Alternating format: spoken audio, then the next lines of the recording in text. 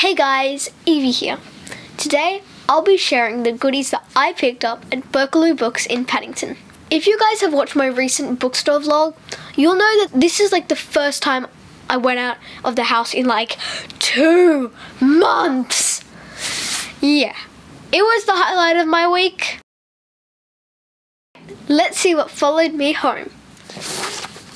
First, we had Here in the Real World by Sara Pennypacker.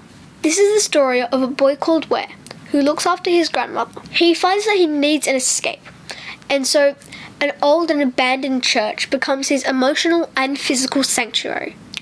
This book is kind of like the ode to becoming an introvert, and I find that really cool. Sara Pennypacker also wrote Pax, the story of a boy and a fox, and it was so heartwarming. So I have really high expectations for this new book.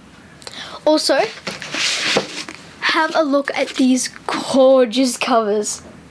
We have John Klassen to thank for that. Next, I got When We Were Warriors by Emma Carroll.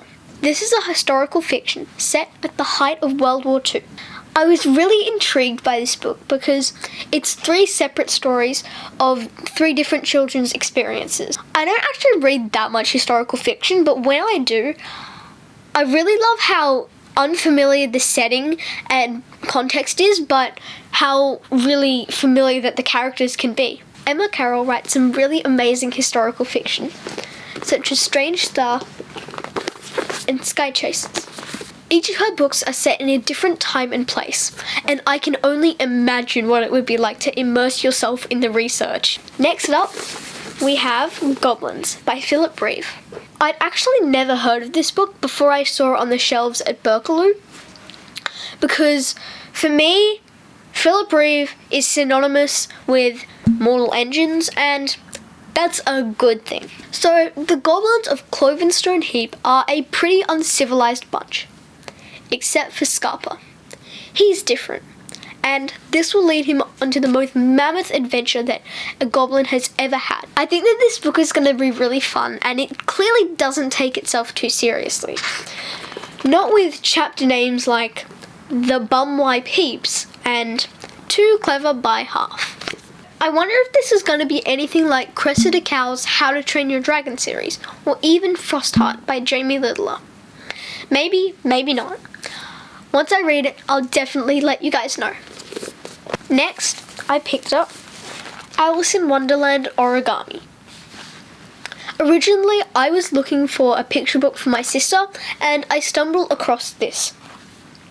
It's a retelling of Alice in Wonderland, except with a bunch of origami woven through it. My little sister is a compulsive maker, and she's always cutting and gluing and pasting, so I thought that this would be a really fun activity that we could do together. I really like the visual way the story is set out. It reminds me of a shape or concrete poem, and the illustrations are really quirky and cool. I can see that there was a lot of thought going into this book. Is that all, folks? Nope. One more.